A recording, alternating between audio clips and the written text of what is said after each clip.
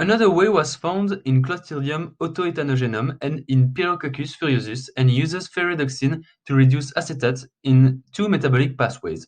Acetaldehyde ferredoxin oxidoreductase, AOR, which catalyzes the reduction of acetate into acetaldehyde, is a key enzyme for the metabolic pathway.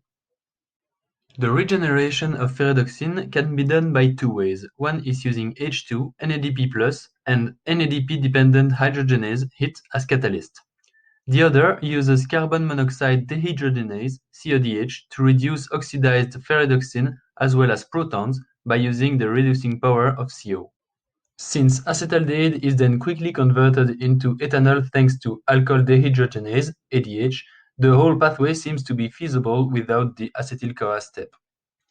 For the Clostridium, since ethanol is produced from syngas and not from acetate, we hypothesized that all the ethanol was produced via an acetate step and that only acetate gave ethanol.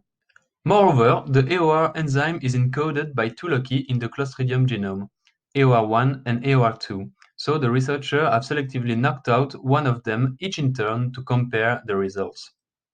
In the graph for the wild type, more or less 95 millimolar of acetate produced about 20 millimolar of ethanol, where these 20 millimolar were added to these 75 millimolar for the calculation. For the genetically modified organism, and with the same reasoning, more or less 95 millimolar produced about 50 millimolar of ethanol. As you can see, the yield, the production, and the productivity are increased when the AOR2 locus is knocked out. Pyrococcus furiosus had to be modified because the wild type couldn't reduce the acetate by itself, so CODH and ADH were added from Thermococcus onurineus.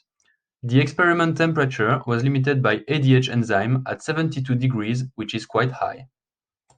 This method is using maltose as a co-substrate with acetate, and the part of ethanol which is really coming from acetate is 50%. Here we can see that the conversion is feasible, but unfortunately with low results.